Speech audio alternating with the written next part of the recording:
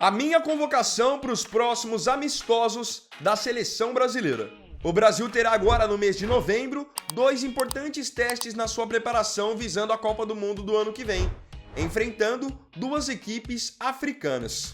Ainda realizando alguns testes, Ancelotti se prepara para a sua 4ª convocação. Nesse vídeo eu quero mostrar quais seriam os meus 26 escolhidos e depois te convido para também colocar quais seriam as suas escolhas aqui nos comentários.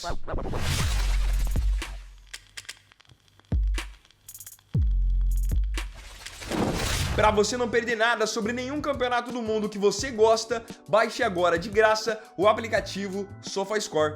Lá você confere quem fez os gols, quem deu as assistências, os resultados, as classificações e muitas estatísticas. Vou deixar o QR Code aqui para você depois poder conhecer o aplicativo ou, se preferir, clica no primeiro link da descrição. O Brasil vem de uma última data FIFA de altos e baixos, que contou com algumas turbulências.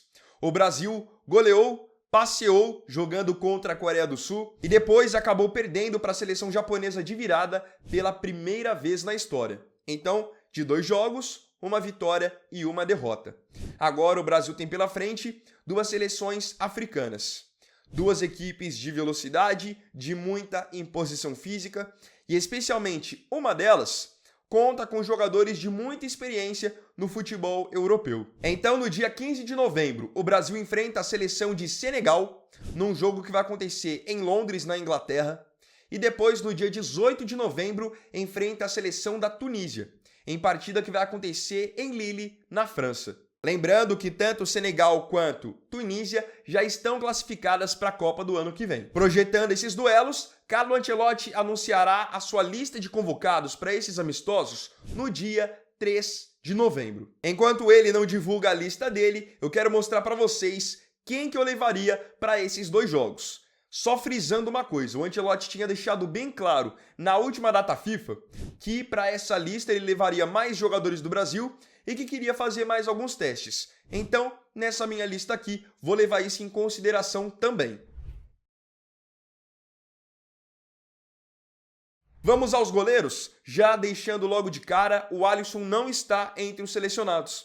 Porque quando forem acontecer esses amistosos de novembro, ele ainda vai estar voltando de lesão. Caso ele estivesse apto, estaria entre os convocados. Mas não é o caso. Então vamos aos meus escolhidos. O primeiro, o Ederson, que agora é goleiro do Fenerbahçe. Para mim não é porque ele foi para a Turquia que não é mais um goleiro de alto nível. Para mim segue sendo o nosso segundo goleiro mais confiável. E, principalmente, trabalha muito bem com os pés.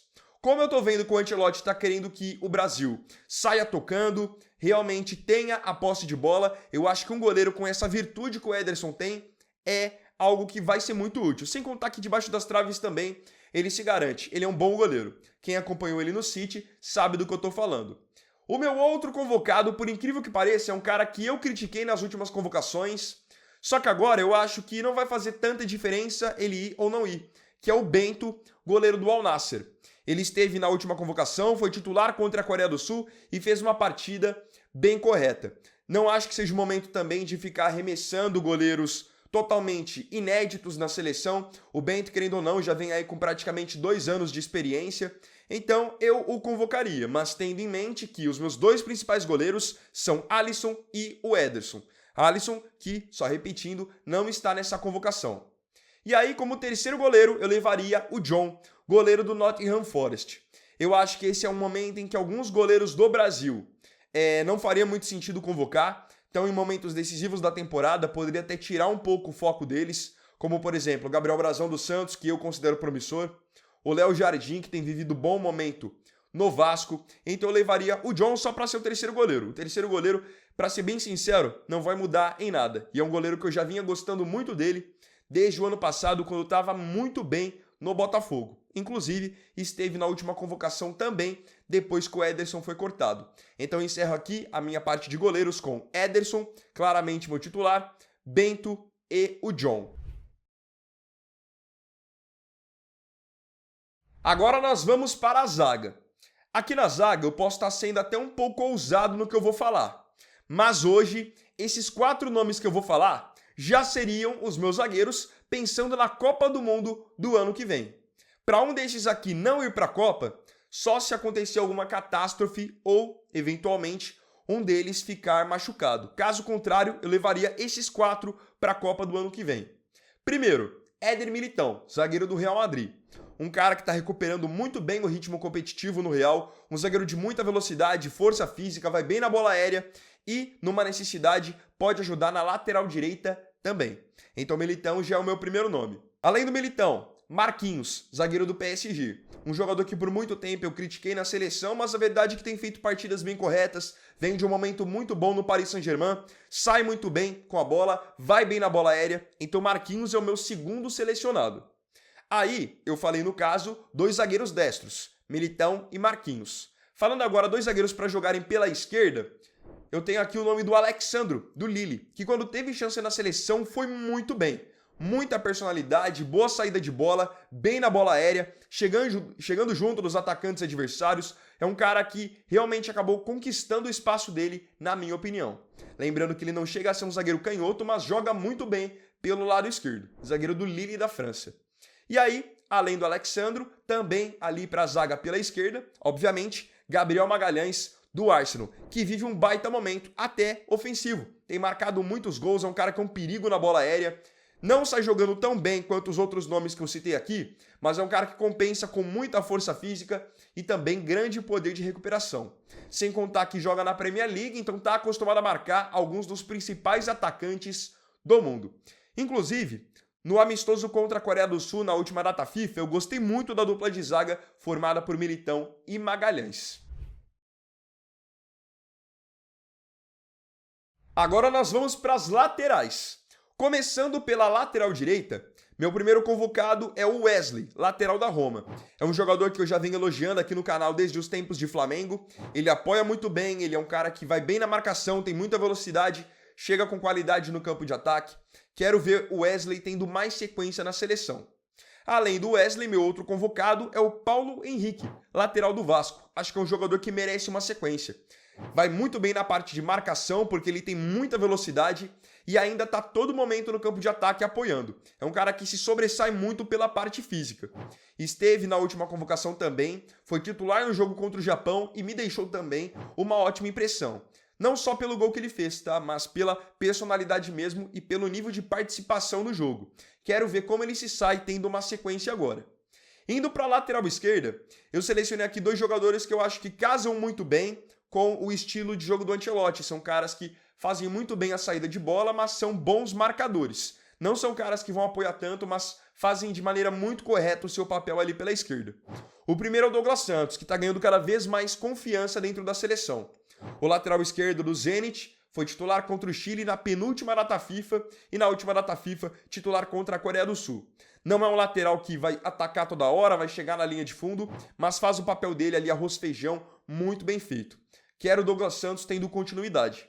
E um outro jogador com perfil parecido com o dele é o Alexandro do Flamengo, que chegou a ser convocado pelo Ancelotti na primeira data FIFA dele a serviço da seleção.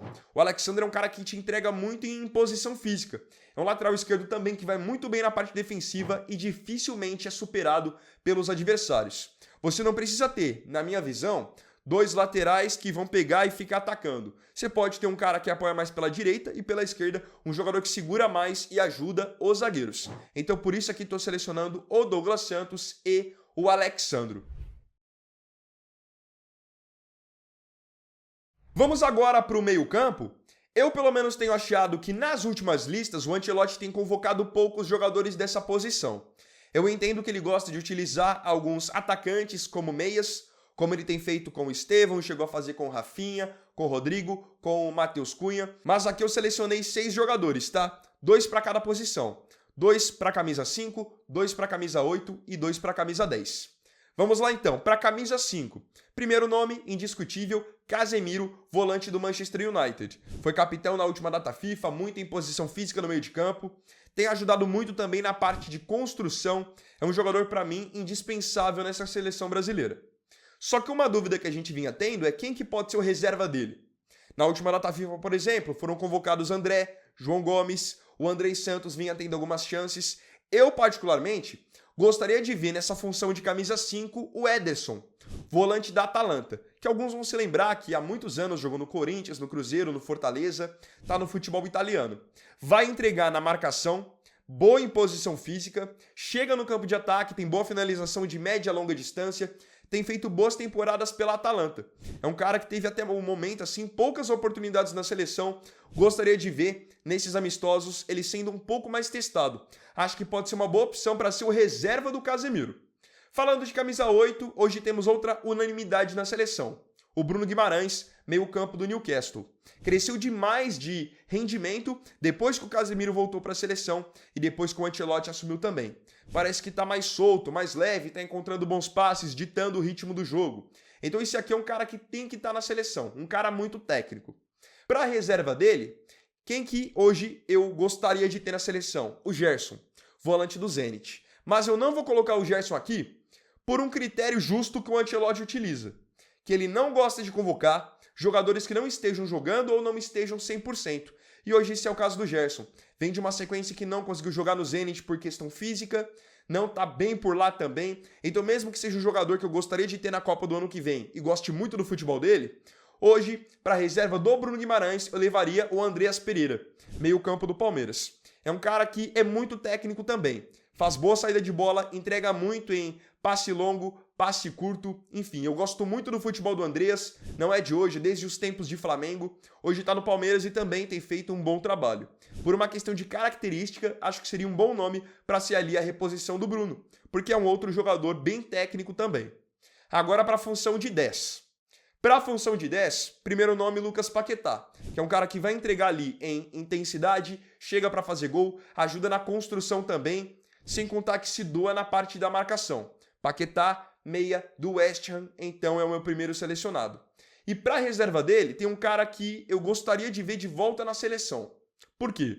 Primeira questão, é um cara de grande experiência internacional, grande experiência com a camisa da seleção e tem feito uma boa temporada pelo seu clube, que é o Vasco. Já sabem de quem eu tô falando. Felipe Coutinho. Gostaria de ver o Coutinho de volta na seleção, pelo menos para um teste nessa próxima data FIFA.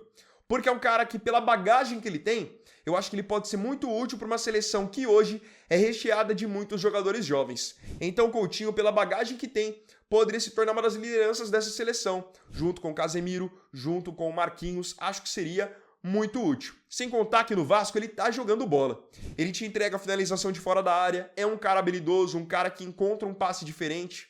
Ele tem um perfil, para mim, diferente do Paquetá. Então gostaria de ver ele também sendo testado nessa próxima data FIFA. Finalmente chegamos aos atacantes, que é a posição em que hoje eu enxergo a seleção brasileira mais bem servida. Nós temos vários atacantes bons, principalmente para as beiradas, e alguns bons nomes que, inclusive, nem vão ser convocados, nem são cogitados, porque hoje a concorrência ela é realmente pesada. Vamos então começar pela ponta direita. Para a ponta direita eu enxergo hoje dois nomes muito bem consolidados. Primeiro, Estevão do Chelsea. Está ganhando cada vez mais confiança no Chelsea, consequentemente na seleção também. Marcou 2 gols no jogo contra a Coreia do Sul, já tinha marcado contra o Chile, é um cara de força no 1 contra 1 e que, para a idade dele, principalmente, só 18 anos, ele finaliza muito bem. Quero ver o Estevão mais na seleção. Para a reserva dele hoje, Luiz Henrique do Zenit, que vai se firmando como uma ótima opção para segundo tempo. Um cara de muita imposição física, que vai para cima do adversário, no mano a mano é difícil separado. Gosto muito do Luiz Henrique, já era um cara que merecia sequência na seleção desde os tempos de Botafogo. É bom ter ele ainda na seleção também. E um cara que assim, ele pode ser considerado ponta ou até como mais uma opção para meia, que eu gosto muito, é o Rafinha do Barcelona. É um cara que flutua com muita facilidade, encontra bons passes e vem, desde a temporada passada, vivendo uma fase artilheira no Barcelona. Feito gols de fora da área, gols de dentro da área, boas tabelas, tá com bastante confiança. Gostei quando o Ancelotti o testou como camisa 10 no jogo contra o Chile. Vamos ver como que ele vai se sair agora nesses próximos amistosos. O Rafinha é um dos caras que para mim tem que estar, unanimidade. Agora indo para a ponta esquerda, 3 nomes também que eu enxergo que tem que estar na seleção. Primeiro nome, Vinícius Júnior, do Real Madrid. Que mesmo que não jogue na seleção, que jogue no Real, é um cara que eu não vejo como a gente pode dispensar pensando em seleção. 1 contra 1 muito forte, eu acho que na seleção ainda precisa ter um índice de acerto maior, mas é um cara que eu quero ter.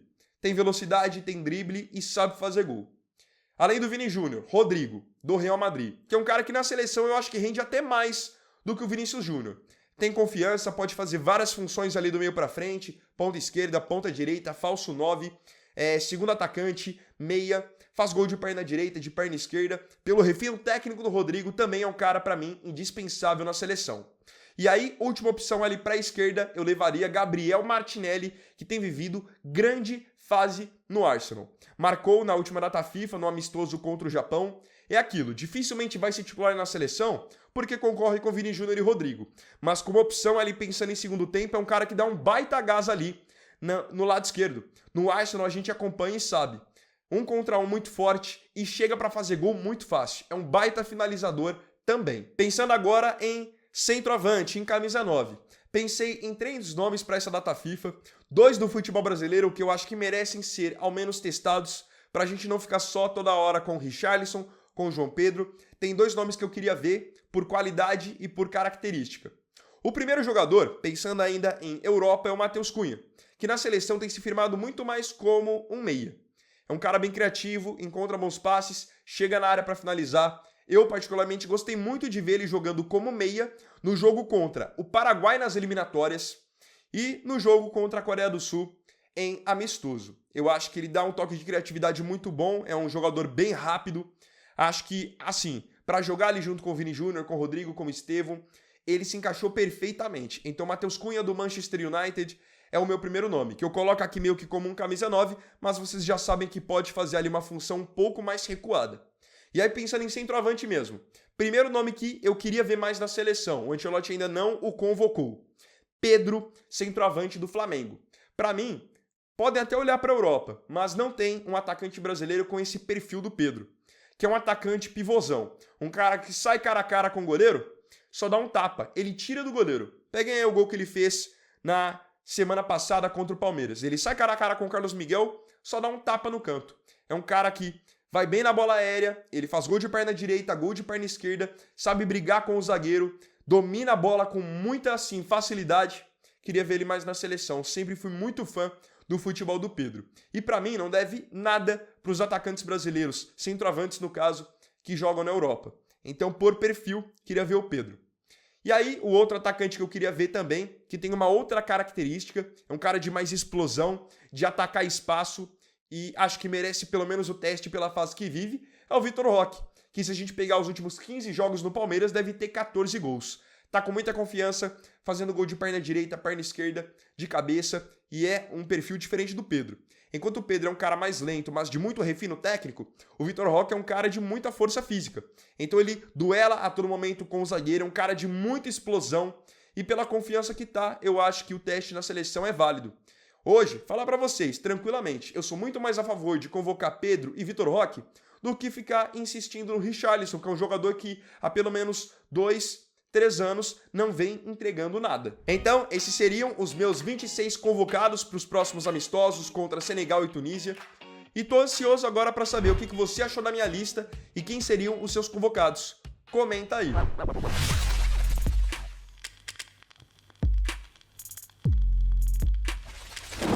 Então, bom, galera, esse vídeo aqui foi o segundo dessa quinta. Eu agradeço profundamente a você pela companhia em mais um vídeo. Se gostou, deixa o like, se inscreva e compartilhe. Então é isso, galera. Tamo junto, até amanhã e até o próximo vídeo. Fiquem com Deus. Vini Wagner aqui. Valeu, falou e fui!